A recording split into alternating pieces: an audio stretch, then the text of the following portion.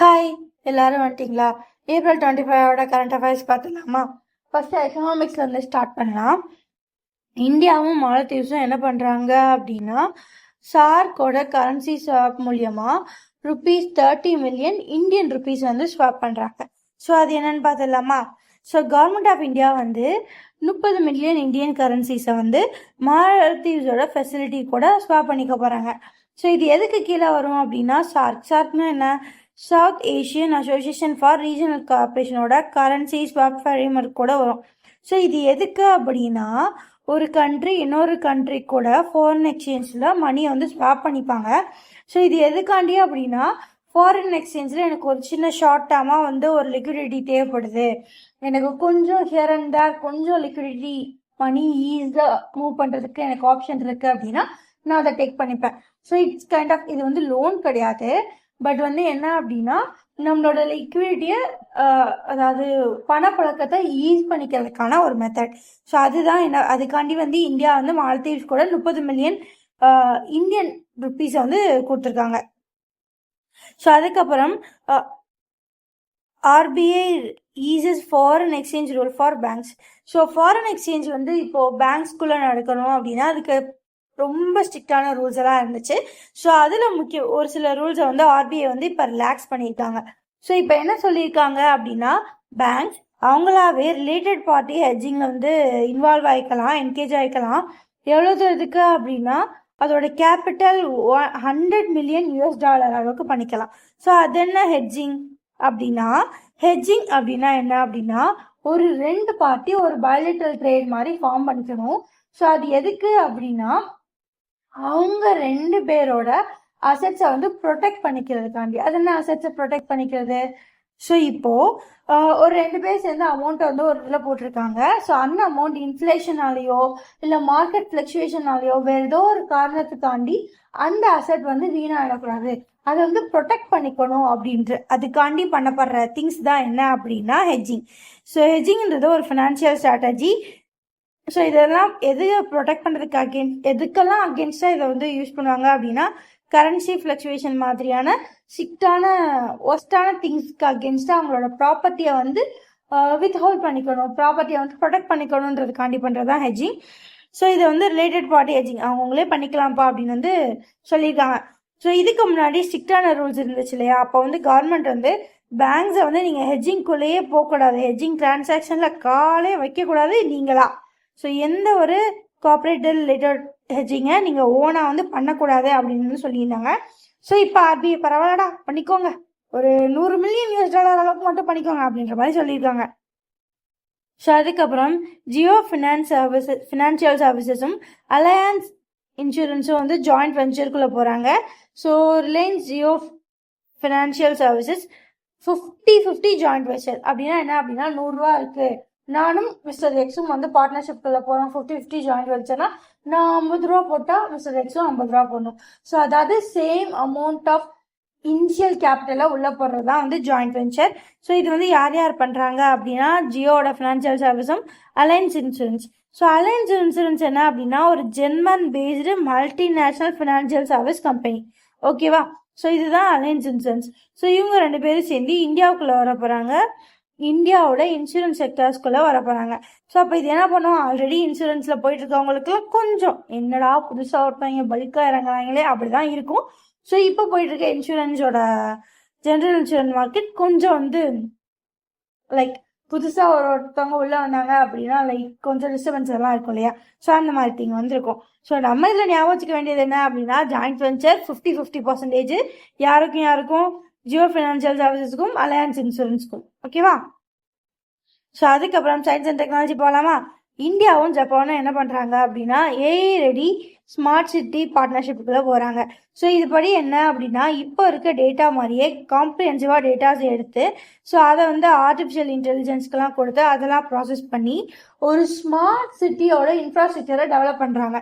So இது எதை வச்சு பண்ணுவாங்க அப்படின்னா, internet of things IoT integrate பண்ணி, ஸோ அதுக்கப்புறம் joint development of AI models வந்து டிராஃபிக் மேனேஜ்மெண்ட்டுக்கு, ஸோ அதுக்கப்புறம் எனர்ஜி கிரிட் ஆப்டிமைசேஷனுக்கு, urban planning, leverage planning. So இது எல்லாத்துக்குமே வந்து இந்தியாவும் ஜப்பானும் சேர்ந்து 2 பேரும் சேர்ந்து ஏஐ யூஸ் பண்ணி ஒரு ஸ்மார்ட் சிட்டி பார்ட்னர்ஷிப்குள்ள பண்றாங்க. ஸோ 2 பேரும் சேர்ந்து ஒரு ஸ்மார்ட்டான சிட்டி அப்படியெல்லாம் இருக்கணும்னு பிளான் பண்றாங்க.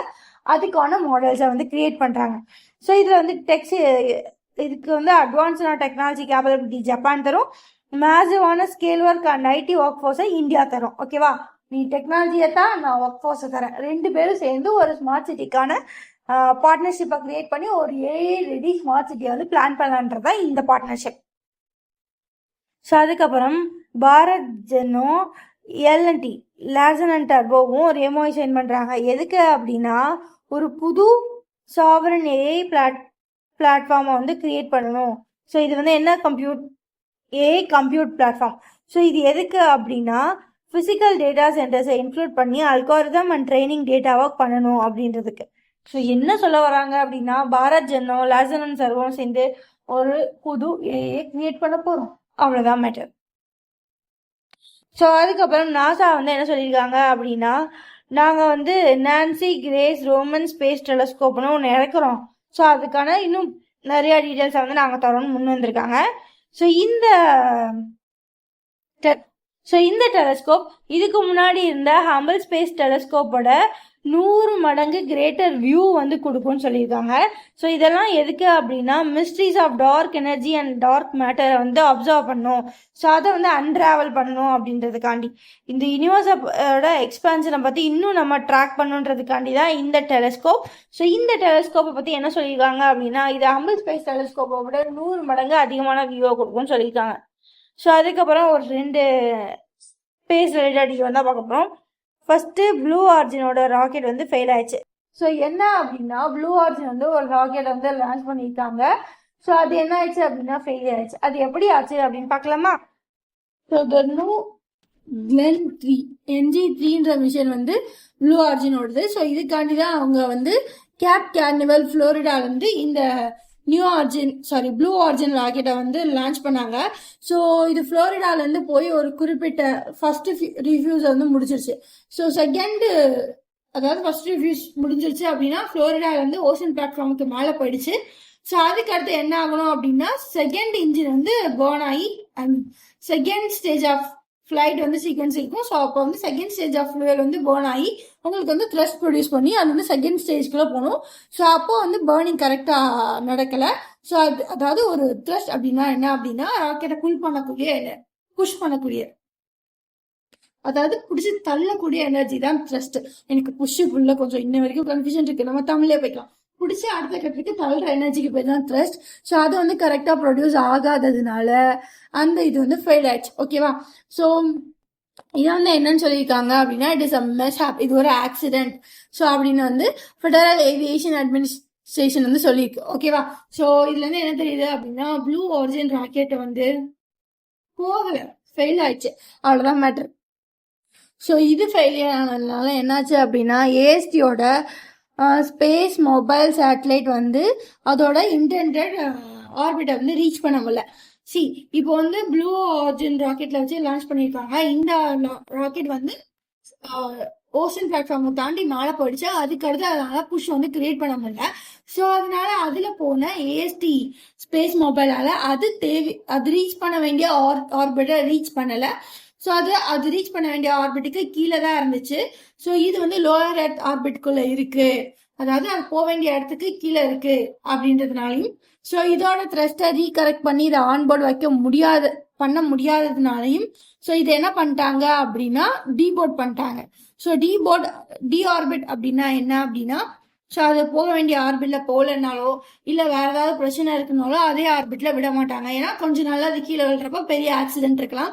ஸோ அதை டி ஆர்பிட் பண்ண வைக்கிறாங்க அப்படின்னா இப்போ அது போயிட்டு இருக்க இடத்துல இருந்து இன்னும் கீழே இறக்குவாங்க. கொஞ்சம் கொஞ்சமா கீழே இறக்குனாங்க அப்படின்னா கொஞ்சம் அட்மாஸ்பியருக்குள்ள வந்துச்சு அப்படின்னா அது வந்து பேன் ஆடும். ஸோ இது வந்து கண்ட்ரோல்டு டிஆர்பிட் கொஞ்சம் கொஞ்சமா அட்மாஸ்பியருக்குள்ள இறக்குவாங்க. அது வந்து கண்ட்ரோல்டாவே இருக்கும். ஸோ அப்போ அவங்களுக்கே தெரியும் இந்த கட்டத்துல இது எரிஞ்சிரும். அந்த மாதிரி இந்த AST mobile space mobile satellite வந்து டிஆர்பிட் பண்ணியிருக்காங்க. ஓகேவா? ஸோ அதுக்கப்புறம் நேஷனல் அஃபேர்ஸ் பார்க்கலாமா? VM frames national film making competition. So இப்போது மினிஸ்ட்ரி ஆஃப் கல்ச்சர் என்ன பண்ணியிருக்காங்க அப்படின்னா விஎம் ஃப்ரேம்ஸ்னு நேஷனல் லெவலில் ஒரு ஃபிலிம் மேக்கிங் கான்செப்டை வந்து நடத்துகிறாங்க. இதுக்குப்பா திருதிருப்படும் அப்படின்னு பார்த்தீங்க அப்படின்னா 150th anniversary of national song. So Vande Mataram வந்து நேஷனல் சாங் ஆனதோட 150வது anniversary வந்து செலிப்ரேட் பண்ணுறாங்க. ஸோ இந்த வந்தே மாதரம் வந்து யார் எழுதுனாங்க அப்படின்னா பங்கிம் சந்திர சாட்டர்ஜி வந்து எழுதினாரு. ஸோ இது வந்து அவரோட ஒரு நாவல் 1882 அவரோட நாவலான ஆனந்த் மத் அப்படின்ற நாவலில் வெளியான பாடல் தான் இது. இது ஒரு போயம், ஓகேவா? ஸோ இவர் இந்த பங்கிம் சந்திர சாட்டர்ஜி வந்து ஒரு பெங்காலி நாவலிஸ்ட், போயம் எழுதுவார். இவர் ஒரு ஜேர்னலிஸ்டும் கூட, ஓகே. ஸோ அவரோட பேட்ரியாட்டிக் ஸ்பிரிட்ஸை வந்து இப்போ உள்ள மாடர்ன் ஜென்ரேஷனுக்கு கொண்டு வரணுன்றதுக்காண்டியும், ஸோ இதில் யூத்தை வந்து சினிமாட்டிக் ஒர்க்ஸை இன்வால்வ் பண்ண வைக்கணுன்றதுக்காண்டியும் இந்த கான்டெஸ்ட் வந்து போயிட்டுருக்கு. ஸோ அதுக்கப்புறம் ஜென்ரல் உபேந்திர திவேதிக்கு வந்து யூஎஸ் வந்து ஒரு ஹானர் பண்ணியிருக்கு. என்ன அப்படின்னா United States Army War College International Hall of ஃபேமில் வந்து யாரை இன்டியூஸ் பண்ணியிருக்காங்க அப்படின்னா இந்தியன் ஆர்மியோட ஜென்ரல் உபேந்திர திவேதியை வந்து இன்டியூஸ் பண்ணியிருக்காங்க, அதாவது உள்ளே கொண்டு வந்திருக்காங்க. ஸோ இது என்ன அப்படின்னா ஒரு இன்டர்நேஷ்னல் லெவலில் இருக்க கிராஜுவேட்ஸ் வந்து ஒரு பெரிய கான்ட்ரிபியூஷன் அவங்களோட நாட்டுக்காண்டி பண்ணுவாங்க இல்லையா? ஸோ அவங்களெல்லாம் பெருமைப்படுத்துகிற விதமாக இந்த ஹால் ஆஃப் ஃப்ரேம்ஸில் வந்து அவங்கள வந்து இன்டியூஸ் பண்ணுவாங்க. ஸோ அதில் வந்து உபேந்திர திவேதியை வந்து இப்போதைக்கு இன்டியூஸ் பண்ணியிருக்காங்க. ஸோ அதுக்கப்புறம் minister of state for commerce and industry யார் அப்படின்னா ஜிதின் பிரசாதா. இந்த ஜிதின் பிரசாதா என்ன பண்ணியிருக்காங்க அப்படின்னா சீஸ் ரிபப்ளிக் வந்து போயிருக்காங்க. எப்போலேருந்துன்னா April 22, 23 2 நாள் வந்து போயிருக்காங்க. ஸோ அங்கே போய் நிறையா மீட்டிங்ஸ் எல்லாம் அட்டன் பண்ணியிருக்காங்க. ஸோ இந்த ஹை லெவல் விசிட் வந்து எதை ஃபோக்கஸ் பண்ணியிருக்கு அப்படின்னா பைலேட்ரல் ட்ரேடை வந்து ஃபோக்கஸ் பண்ணியிருக்கு. ஸோ அதுக்கப்புறம் வேறு என்ன இன்வெஸ்ட்மெண்ட் ஆப்பர்ச்சுனிட்டிஸ் இருக்குன்னு எக்ஸ்ப்ளோர் பண்ணுறதுக்காண்டியும் மேனுஃபேக்சரிங் அண்ட் டிஃபென்ஸ்காண்டியும் இவங்க வந்து போயிருக்காங்க. ஸோ இது வந்து எதை ஸ்ட்ரென்தன் பண்ணோம் அப்படின்னா இந்தியாவுக்கும் சென்ட்ரல் யூரோப்புக்கும் நடுவில் இருக்க ஒரு டிப்ளமேட்டிக் டைஸை வந்து ஸ்ட்ரென்தன் பண்ணும். ஸோ அதுக்கப்புறம் ACC appointment committee of cabinet வந்து எதை அப்ரூவ் பண்ணியிருக்காங்கன்னா ஒரு சில பேங்க்ஸோட அவங்களோட MD and CEOஸ்க்கான 3-year tenure வந்து அப்ரூவ் பண்ணியிருக்காங்க. ஸோ 3-year tenure எக்ஸ்டென்ஷன் அப்படின்னா என்ன அப்படின்னா இப்போ for example Bank of India எடுத்துக்கலாமே. பேங்க் ஆஃப் இந்தியாவோட MD and CEOவை இன்னும் 3 வருஷத்துக்கு இருந்துக்கோங்க அப்படின்னு தான் சொல்லியிருக்காங்க. ஸோ அந்த மாதிரி bank of India, bank of Baroda, so அதுக்கப்புறம் இந்தியன் பேங்கோட எக்ஸிக்யூட்டிவ் டைரக்டர், ஸோ இவங்க எல்லாத்தையும் அடுத்த 3 வருஷத்துக்கு நீங்களே கன்டினியூ பண்ணிக்கோங்கன்னு சொல்லி. ஸோ அதுபடி பார்க்கலாமா? So bank of India BOI, so அதோட MD and CEO யாரு அப்படின்னு பார்த்தீங்க அப்படின்னா ஸ்ரீ ரஜ்னேஷ் கர்நாடக், ஓகேவா? ஸோ பேங்க் ஆஃப் இந்தியாவோட MD and CEOவா இப்போதைக்கு இருக்கிறது யாரு அப்படின்னா ஸ்ரீ ரஜ்னேஷ் கர்நாடக். ஸோ அவர்லாம் என்ன பண்ண போறாரு அப்படின்னா அடுத்த 3 வருஷத்துக்கு வந்து எக்ஸ்டென்ஷன் வந்து அலோவ் பண்ணியிருக்காங்க. ஸோ அதுக்கப்புறம் பேங்க் ஆஃப் பரோடாவோட MD and CEO யாரு அப்படின்னா ஸ்ரீ டெபடட் சந்த், ஓகேவா? ஸோ அவங்க டெபடடா சந்த், ஸோ கொஞ்சம் பேர் கஷ்டமாக தான் எனக்கு இருக்குது, நீங்கள் அப்படியே ஸ்பெல் பார்த்துக்கோங்க. ஸோ பேங்க் ஆஃப் பரோடாவோட MD and CEOவா இவர் தான் அடுத்த 3 வருஷத்துக்கு எக்ஸ்டெண்ட் ஆகிறாரு. ஸோ இந்தியன் பேங்க்கை பார்த்தீங்க அப்படின்னா எக்ஸிக்யூட்டிவாக யார் இருக்காரு அப்படின்னா ஸ்ரீ அசுதோஷ் சௌத்ரி, ஓகேவா? ஸோ இந்த அசுதோஷ் சௌத்ரியோட எக்ஸிக்யூட்டிவா தான் அடுத்த ஒரு 3 வருஷத்துக்கு வந்து எக்ஸ்டெண்ட் பண்ண போகிறாங்க. ED executive director of Indian bank யாரு அப்படின்னா ஸ்ரீ அசுதோஷ் சௌத்ரி, ஸோ ஓகேவா? ஸோ இவங்க 3 பேரோட தான் அடுத்த 3 வருஷத்துக்கு நீங்களே எக்ஸ்டெண்ட் ஆயிக்கோங்கப்பா அப்படின்னு அவங்களோட டெனூரை ACC appointment committee of cabinet வந்து அப்ரூவ் பண்ணியிருக்காங்க. அடுத்த 3 வருஷத்துக்கு நீங்கள் இருங்க, ஒரு புதுசாக ஒருத்தரை கண்டுபிடிச்சி சரி ஃபைன் அப்படின்னு அவங்க சொல்லியிருக்காங்க. ஸோ NASSCOM அப்படின்னா என்ன அப்படின்னா national association of national association of software and service companies. So இவங்க என்ன பண்ணியிருக்காங்க அப்படின்னா அவங்களோட சேர்மனா ஸ்ரீகாந்த் வெல்லமாக்கனி அப்படின்ற ஒருத்தவங்களை வந்து அப்பாயிண்ட் பண்ணியிருக்காங்க. ஓகே, ஸோ இந்த NASSCOM பார்த்தீங்க அப்படின்னா இவங்க வந்து ஒரு trade body and chamber of commerce for tech industry in India. இந்தியாவில் இருக்க டெக் இண்டஸ்ட்ரியில் கொஞ்சம் பெரிய ஆள் தான் இவங்க. ஸோ இவங்க வந்து ஸ்ரீகாந்தை வந்து அவங்களோட சேர்மனாக வந்து அப்பாயிண்ட் பண்ணியிருக்காங்க. ஸோ அதுக்கப்புறம் இந்தியாவோட former chief of army staff வந்து யார் அப்படின்னா ஜென்ரல் எம்எம் நரவானி. ஸோ இவங்க வந்து ஒரு புது புக்கை வந்து லான்ச் பண்ணியிருக்காங்க. அந்த புக்கோட பேர் என்ன அப்படின்னா த கியூரியஸ் அண்ட் த கிளாசிஃபைட். ஓகேவா? ஸோ அதுக்கப்புறம் ஃபிஃபா என்ன பண்ணியிருக்காங்கன்னு பார்க்கலாமா? ஸோ ஃபிஃபா வந்து உமன்ஸ் டெவலப்மெண்ட் ப்ரோக்ராம் 2026 வந்து நடத்துகிறாங்க. ஸோ இதுபடி உமன்ஸை வந்து ஃபுட்பால்ஸில் கொண்டு வரணும், அவங்களுக்கு தேவையான எல்லா விஷயங்களையும் பண்ணணுன்றது தான் இந்த FIFA women's development programme 2026. So இதில் வந்து யாரை செலக்ட் பண்ணியிருக்காங்க அப்படின்னா இந்தியா வந்து செலக்ட் பண்ணியிருக்காங்க. ஸோ இதுபடி என்னென்ன பண்ணோம் அப்படின்னா ஃபிஃபா வந்து இந்தியாவுக்கு வந்து ஃபினான்ஷியல், டெக்னிக்கல் அண்ட் அட்மினிஸ்ட்ரேட்டிவ் வந்து கொடுக்கும். ஸோ இந்தியாவில் வந்து யாரை கொடுப்பாங்க அப்படின்னா ஆல் இண்டியா ஃபுட்பால் ஃபெடரேஷனை கொடுப்பாங்க. எதுக்கு அப்படின்னா உமன் ஃபுட்பாலை இந்தியாவில் வந்து இன்க்ரீஸ் பண்ணணும். ஸோ அது விளையாடுறவங்களும் இன்க்ரீஸ் பண்ணணும், அதை பார்க்குற வியூவர்ஸையும் இன்க்ரீஸ் பண்ணணும். ஸோ இதெல்லாம் பண்ணணும்னா என்ன பண்ணணும்? முதல்ல இதை பார்க்க வைக்கணும். ஒரு கேமை நம்ம பார்க்காம ஆட மாட்டோம். ஸோ இதை பார்க்க வைக்கணும். ஸோ அதுக்கு வந்து ப்ராட்காஸ்ட் ரெவன்யூஸை வந்து கிரியேட் பண்ணணும். அதுக்கப்புறம் அதுக்கு ரிலேட்டடான ஸ்பான்சர்ஷிப் கொடுத்தா தான் ஃபர்ஸ்ட் பார்ப்பாங்க, பார்த்துட்டு விளையாட ஆசைப்படுவாங்க, விளையாட உள்ள வருவாங்க. ஸோ அதுக்கான திங்ஸ் எல்லாம் யார் பண்ணுவாங்க அப்படின்னா ஃபிஃபா உமன்ஸ் டெவலப்மெண்ட் ப்ரோக்ராம் 2026 வந்து இந்தியாவை செலக்ட் பண்ணி இந்தியாவுக்கு இதெல்லாம் பண்ண போகிறாங்க. யார் வழியா அப்படின்னா AIFF, all India football federation வழியா. ஸோ அதுக்கப்புறம் Oscar winning legendary production designer வந்து இறந்துட்டாங்க. ஸோ யார் அப்படின்னா டீன் டவ்லரிஸ் வந்து இறந்துட்டாங்க. ஸோ இவங்க வந்து பயங்கரமாக ஒரு சினிமேட்டிக்கான ஒரு மாஸ்டர் பீசஸ் எல்லாம் கிரியேட் பண்ணுறதுல பெரிய ஆள். ஆக்சுவலி இது ஒரு விசுவல் எஃபெக்ட்ஸ், ஒரு லைக் பயங்கரமான ஒரு பெரிய மெட்டீரியலஸான செட்ஸ் எல்லாம் போடுவாங்க இல்லையா? இப்போ பாகுபலியெல்லாம் நம்ம பார்க்குறோம்னா அதெல்லாம் உண்மையா இல்லை, அதெல்லாம் அதுக்கு பின்னாடி உள்ள செட். ஸோ இந்த மாதிரி செட்ஸ் போடுறதுல ஒரு பெரிய பர்சன் தான் யார் அப்படின்னா இவங்க. ஸோ இவங்க வந்து ஆஸ்காரில் வின் பண்ணியிருக்காங்க, அவங்க வந்து இறந்துட்டாங்க. ஸோ இவங்களோட மாஸ்டர் பீசஸ் அப்படி சொன்னால் அப்படின்னா ஃப்ரான்சிஸ் ஃபோர்ட் கொப்பலாஸோட the Godfather trilogy and அப்பலான்சி. ஓகேவா? ஸோ இதெல்லாம். ஸோ அதுக்கப்புறம் பார்த்தீங்க அப்படின்னா April 22 என்ன டே அப்படின்னா அட்மினிஸ்ட்ரேட்டிவ் ப்ரொஃபஷனல்ஸ் டே. ஸோ இதில் வந்து யாரெல்லாம் வந்து செலிப்ரேட் பண்ணுவாங்க அப்படின்னா secretaries, administrative assistant, receptionist. So இவங்க எல்லாத்தையும் அவங்களோட ஒர்க்கை வந்து என்ன பண்ணுவாங்க அப்படின்னா அக்னாலேஜ் பண்ணும், இன்னும் பெட்டராக செலிப்ரேட் பண்ணும். ஏன் அப்படின்னா என்னதான் ஒரு ஆர்கனைசேஷனில் ஹையரார்கி எல்லாமே பக்காவாக இருந்தாலும் த கிளைண்ட்டை ஃபேஸ் பண்ணுறவங்க டவுன் லெவல் ஸ்டாஃப்ஸ் தான். ஸோ அவங்களோட ஒர்க்கை நம்ம ப்ரைஸ் பண்ணாதான் என்ன ஆகும் அப்படின்னா ஆர்கனைசேஷன் ஸ்மூத்தாக போகும். இதை செலிப்ரேட் இது ஏதாவது டேஸ் வச்சு செலிப்ரேட் பண்ணாதான் இது எல்லாரும் புரிஞ்சுப்பாங்கன்னு தான் இந்த அட்மினிஸ்ட்ரேட்டிவ் ப்ரொஃபஷனல்ஸ் டே April 2022. ஸோ April 23 வந்து ஓகே, இது வந்து April 22. April 23 என்ன டே அப்படின்னா UN ஸ்பானிஷ் லாங்குவேஜ் டே. ஓகேவா?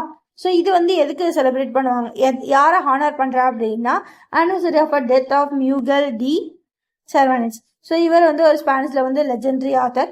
ஸோ இவரோட ஒர்க் என்ன அப்படின்னா டான் கிறிஸ்டோ. ஓகேவா? ஸோ அவ்வளோதாங்க சின்ன கரண்ட் அஃபேர்ஸ். எல்லாருக்கும் இந்த மாதிரி டெய்லி கரண்ட் அஃபேர்ஸ் பார்க்க வந்து ரொம்ப ஈஸியாக இருக்கும்னு நினைக்கிறேன். நான் எப்போவுமே என்ன ப்ரிஃபர் பண்ணுவேன்னா மந்த்லி கேப்சூல்ஸ் எல்லாம் படிப்பேன். நான் என்ன பண்ணுவேன்னா டெய்லி கரண்ட் அஃபேர்ஸ் ஏதாவது ஒரு சேனலில் போய் கேட்டுருவேன். ஸோ நான் படிக்கிற வரைக்கும் அது எனக்கு ரொம்பவே யூஸ்ஃபுல்லாக இருந்துச்சு. ஏன்னா நான் மந்த்லி கேப்சூல் எடுக்கிறப்ப ஒவ்வொருத்தரும் யாருடா நீங்கள், ஏன்னா அப்படி பண்ணியிருக்கீங்க, ஒரு சின்ன எஜிங்கிற வேர்டு எடுத்தாலும் இது யாருன்னு உட்காந்து ரிசர்ச் பண்ணிட்டு படிக்க வேண்டியதாக இருக்கும். ஸோ இது என்னோட ஸ்டடிங் டைம் பயங்கரமாக அஃபெக்ட் பண்ணிச்சு. அப்போ என் சீனியர் ரெஃபர் பண்ணதான், நீ படிக்கிறியோ இல்லையோ ஏதோ ஒரு சேனலில் கரண்ட் அஃபேர்ஸை கிளியராக கேட்டுருன்னு. ஸோ நான் அதை ஃபாலோ பண்ண உருப்பட்டேன், நீங்களும் அதை ஃபாலோ பண்ணுங்க. ஓகேவா? Bye guys, thank you.